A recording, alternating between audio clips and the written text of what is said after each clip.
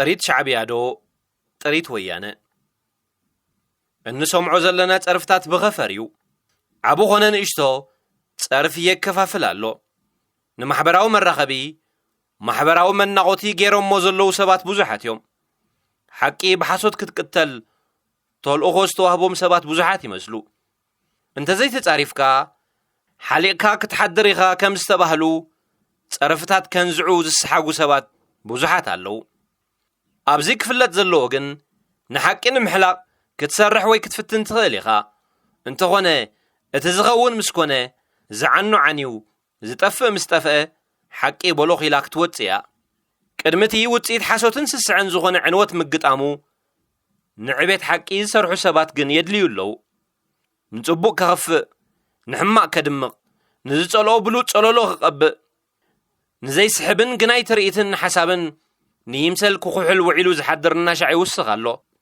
ንኢንተርነት ማዕከን ጸርፊ ዝገበርዎ ሰባት ብዙሓት እዮም ብሓሶትን ጸርፍን ገንዘብ ይስራሕ ኣሎ ሓቂ ዝሓዙ ሰባት ድማ ሰማዒ ስኢኖም ወይ ውሒድዎም ንሓሶት በጽቢጹ ብጽቡጽ ናብራ ይረአዩ ለይ ነውረይ ተኻፈሉ ዝብል ዕልቢ ኣልቦና ኾነ ይዛይድ ኣሎ ምስሓትካ ምኽሪ ርከብ ዝብል ምስላ ዝጥቀመሉ ዋና ስኢኑ ዘሎ መስል ኣራዊት ሰራዊት ሻዕብያ ተደጋጊማ ዝተሰምዐት ሓረግን ቅጽልን ናይ ህውኻት ሰባት እያ ጸኒሖም ንምእራማ ዝፈተኑ ብዙሓት ሰባት እኳ እንተለዉ እቲ ፈለማ ነዚ ሓረግ ዝበለ ሓንካስ ኣጸቢቑ ግዲልዋ ኾይኑስ ምስ ገለ ሓንካሳት ሓንከስ ትብል ኣላ ነታ ብታሪኽን ሕጋዊ ውሳነን ኤርትራዊት ዝኾነት ባድመ ትግራዊት ባድመ ኢሎም ዝጨርሑን ስምዒት ዝህሉላት ዝሰልብ ሰለማዊ ሰልፍን ዘካየዱ እቶም ኢሮብ ካብ ኤርትራ ተዓቢ ብምባል ማዕረኽ እንደይናኣሽቱ ምዃኖም ዘመስከሩ እቶም ንመግዛእታዊ ደብ ክኽሕዱ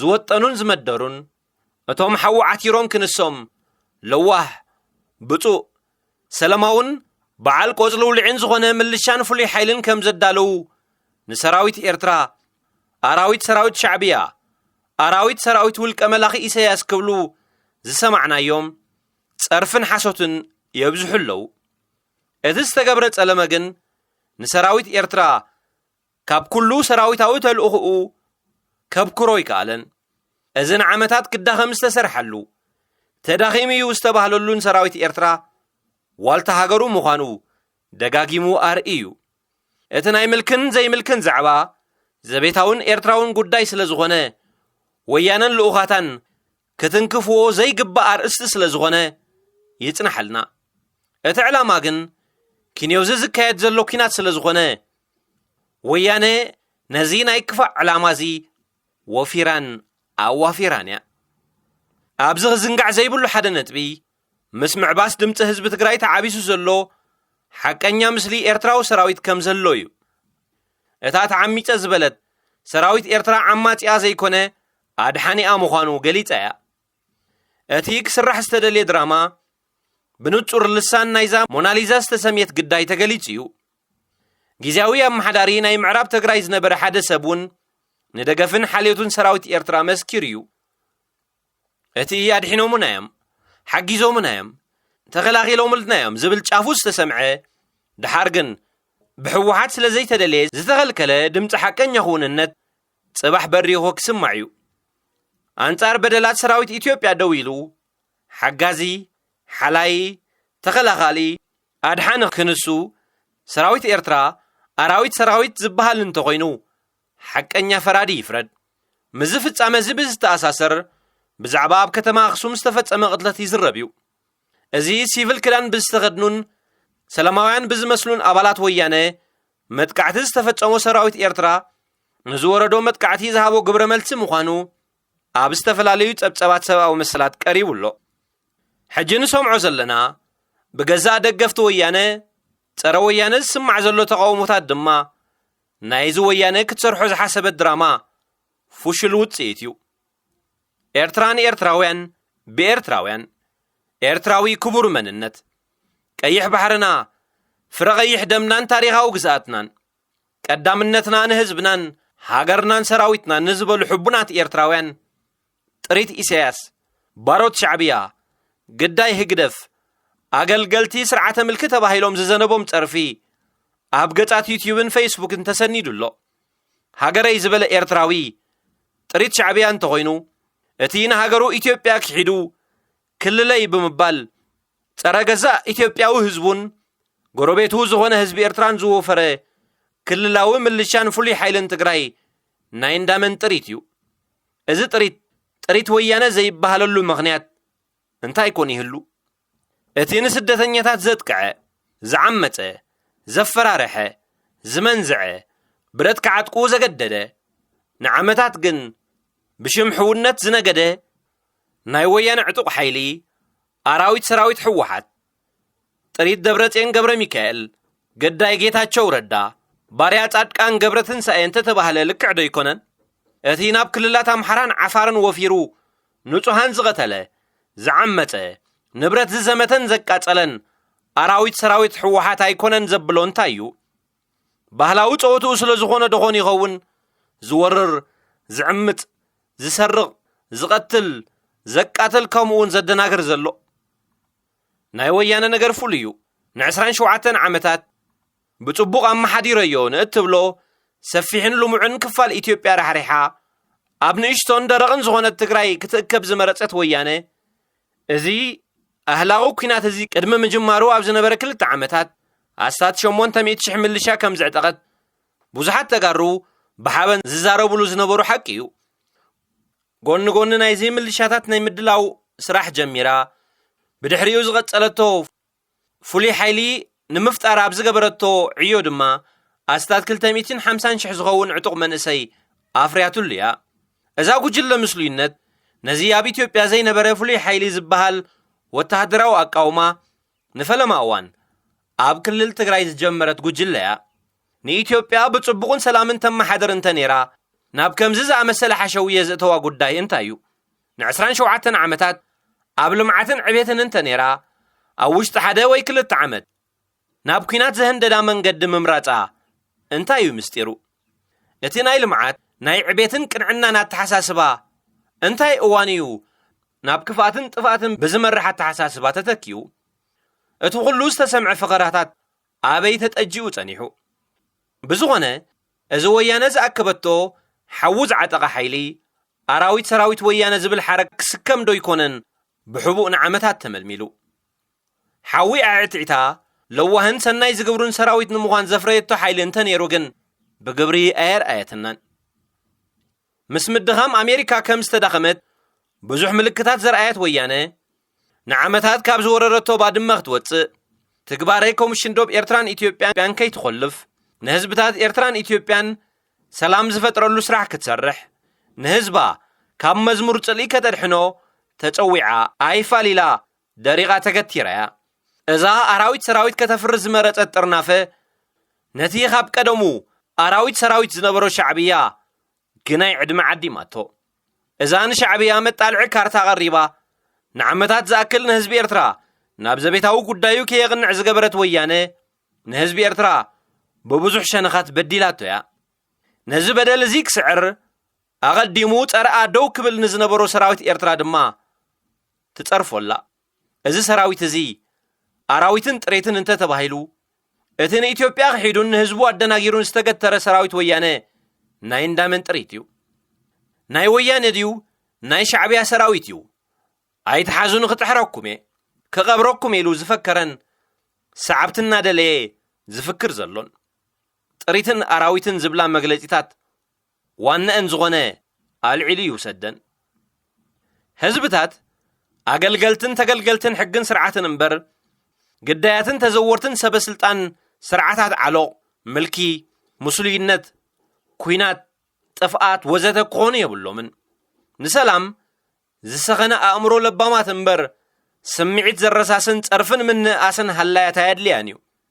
ጊዜን ቦታን መሪጽካ ንኹናት ካብ ትዳሎ ወትሩ ንሰላም ድልው ምዃን ኣራዊት ካብ ትሰምዮ ሰራዊት ከድሕነካ ይኽእል እዩ። ጥሪት ኩናት ካብ ትኸውን ጥሪትን ባርያን ሰላም ምዃን ካብ ቃንዛን ቁዘማን የድሕነካ እዩ። ናይ ኩናት ዓንተር ካብ ምዃን ጅግና ሰላምን ልምዓትን ምዃን ይምረጽ። እዚ ናይ ወትሩ መርገጺ ሰላማውያን ሰባት ክኸውን ይድለ። ብቓጻ ንኹናት ብድሎን ሰላም ምምህላል ዝበሃል የለን። ንስኻ ሓላል ተቓላስን ደላይ ሰላምን እቲ ካልእ ድማ ጥሪትን ተለኣኸ ስርዓታትን ዝኾነሉ ምኽንያት የለን። ኩሎም ህዝብታት ንዘዋጾም ተግባር ብዘዋጾም መንገዲ ክትግብርዎ ኩነታዊ ግዴታ ኣለዎም። እቲ ዝሕዝን ነጥብ ግን እቶም ትማሊ ኣባላት ናይ ሰራዊት ኢትዮጵያ ኮይኖም ኢትዮጵያ ወይ ሞት እናበሉ ንኤርትራ ክወሩን ከጸልሙን ዕድሚኦም ዘሕለፍዎ ወየንቲ ሎሚ ሰራዊት ፋሽስት አብይ፣ ሰራዊት ተስፋሕፋሒ ኣምሓራ፣ ሰራዊት ሻዕብያ ኢትዮጵያ ክትፈርስ ኣለዋ እናበሉ ንህዝቦም ዝበልዖን ዝህምኾን ሓዊ ክጽውዕሉ ምርኣዩ 27 ዓመታት ሃገር ኣመሓዲርካ ንኢትዮጵያ ተልምዕ ከም ዝነበርካ መዲርካ ኣብ ሕጂ በጽሒኻ ምስ መን ከም ዝነበርና ኣይፈለጥናን። ኢትዮጵያ ምባልና ተጋጊና ኢና። ንህዝቢ ትግራይ በደልቱ ንሕና ኢና ምባልን ናይ ለባም ጸወታ ምጽዋትን ደርሆ ፋሕቲራት ትረኽቦ ተንኮል ዘለዎ ዓሻ ሰብ ምዃንካ ዘፈድሐካ ጥራዩ። ግን ትማሊ ጥሪት ኢትዮጵያ ሎሚ ድማ ጥሪት ወያነን ትግራይን ኮንካ ምቕጻላ ይሕዝንን። ህዝቢ ትግራይ ካብ ጸርፍን ጸለመን ወፂኡ ናብ ሰላማዊ ኩነታት ክምለስ ኣለዎ። ውሑስ ረብሓ ህዝቢ ትግራይ ምስ ካልኦት ህዝብታት ኢትዮጵያ ጥራይ ክረጋገጽ ዝኽእል ምስ ጎረቤቱ ህዝቢ ኤርትራ ድማ ብሕጋውነት ዝመሓደር ሰላማዊ ዝምድና ይዘድልዮ። ብናይ ዘይበሰሉ ተቋመርቲ ፖለቲካ ጸወታ ኣብ ሽግራት ክሽመም የብሉን። ቋንቋ ዶ መንነት ጭዋ ዶ ባርያ ዝብሉ ጸወታታት ኮንትነት ይኣኽልዎ። ድሕሪ ደጊም ናይ ወያነ ይኹን ናይ ዝኾነ ይኹን ውድብ ጥሪት ክኸውን የብሉን። ሰላም ዝደሊ እንተኾይኑ ውሳነ ኮሚሽን ዶብ ኤርትራን ኢትዮጵያን ብዝተወሰነሉ ኣገባብ ጥራይ ክሕንጸጽ ብዓውታ ክጽዋዕ ኣለዎ። ዶባት ኮነ ወደባት ኤርትራ ንሙሉእ ኢትዮጵያ ክፉት እንተኾይኑ ንኹሉ ህዝቢ ናይ ዝኸባቢ ዝኣክል እዩ። ሕጋዊ ሃገራዊ ካርታ ገዲፎም ናይ ራእስን ሃፀይን ጽውጽዋያት ካብ ዝድርድሩሉ ፈለጥና ዝብሉ ወየንቲ ኾነ ኮራኮር ወያነ ክጥንቀቕ ከድልዮ እዩ። ኤርትራውያን እንተስ ጥሪት ሻዕብያ እንተስ ጥሪት ሃገራዊ ሓላፍነቶምን ጾሮምን ኮይኖም ሃገሮም ንኽከላኸሉ ልዕላውነቶምን ድሕነቶምን ንኽሕልቡ ከም ወትሩ ድልዋት ክኾኑ እዮም። ብጸርፍን ጸለመን ብጽያፍ ዘረባን ሓሶትን ዝመጽእ ዓወት ፈጺሙ የለን። ጠስሚ ፀሓይ ምሳሕ ጻጸ ዝኾነ መጣልዕ ሓበሬታ ሒዝካ ብደምን ዕድልን ህዝብታት ምጽዋት ይኣክል። ህዝቢ ትግራይ ካብዝን ካብትን ብዝርከብ ንኣሽቱ ስማውን ኣታላልን ድጋፋትን ምንጭብጫባትን ክታለልን ካብ መንገዲ ፍትሓዊ ናብራ ክወፅእን የብሉን። ኣሜሪካ ኾነ ኤውሮጳ ሓንቲ ቴሌቪዥን ኮነ ጋዜጣ እተምጻሉ ሽግር እምበር እትፈጥረሉ ፍታሕ የለን። ጉዳዩ ምስ ህዝቡ ህዝቢ ኢትዮጵያን ምስ ጎረቤቱ ህዝቢ ኤርትራን ጥራይ ብሰላማዊ መንገዲ ክፈትሕ ኣለዎ። ኩሉ ሃገራዊ ኤርትራዊ ሻዕብያና ክንሕዘልኩም ዶብና ልዕላውነትና ታሪኽና ባሕርና ሃገራውነትና ኣይትተንክፉልና ይብለኩም ኣሎ። ጥሪት ንኹን ኣራዊት ንዓና እዩ ዝምልከት። ውሽጣዊ ጉዳይና በይንና ክንሕዞን ከነመሓድሮን ስለ ንደሊ ንሕና ንመንን ስለምንታይን ክንድግፍን ክንቃወምን ከም ዘለና ክትነግሩና ይትድከሙ። ናብ ኢትዮጵያዊ ዕዮኹም ተመሊስኩም ኤርትራዊ ዕዮና ክንገድፍ ገደፉና ይብለኩም ኣሎ። ጥሪት ወያነ ምዃን ገዲፍኩም ጥሪትን ባርያን ሰላም ኩኑ። ንሕናውን ስለ ህዝብናን ሰላማዊ ጉርብትናን ከምኡ ክንገብር ኣይክንሽገርን ኢና። ኣብ መወዳእታ ካብ ማሕበራዊ መራኸቢታት ካብ ዝሰነድክዎ ጸርፍን ንዕኡ ዝተዋህበ ግብረ መልስን ኣቕሪበ ክፋነወኩም። ዋና ጸለመ ከምዚ ዝስዕብ ኢሉ በልዐ ሰብ ኣራዊት ሰራዊት ኤርትራ ኣይ ካብ ወተሃደራዊ ቁመና ኣይ ካብ ጫማ ኣይ ካብ ጸሬት ኣይ ካብ ንቕሓት ኣይ ካብ ምዕባለ ኣይ ካብ ኣተሓሳስባ መልኣኽ ዝረሓቖ ዕድሚኡ ሙሉእ ባርያ ኢሳያስ ኮይኑ ትሕቲ ሰብ ይነብር። ኣብ መወዳእታ ደመ ኸልቢ ኮይኑ ይተርፍ። እዚ ሓሳድ ሰራዊት እንታይ ደኣ እዩ ሞዩ? ሃገር እንዳማቱ ወሪሩ ይሰርቕን ይዕኑን።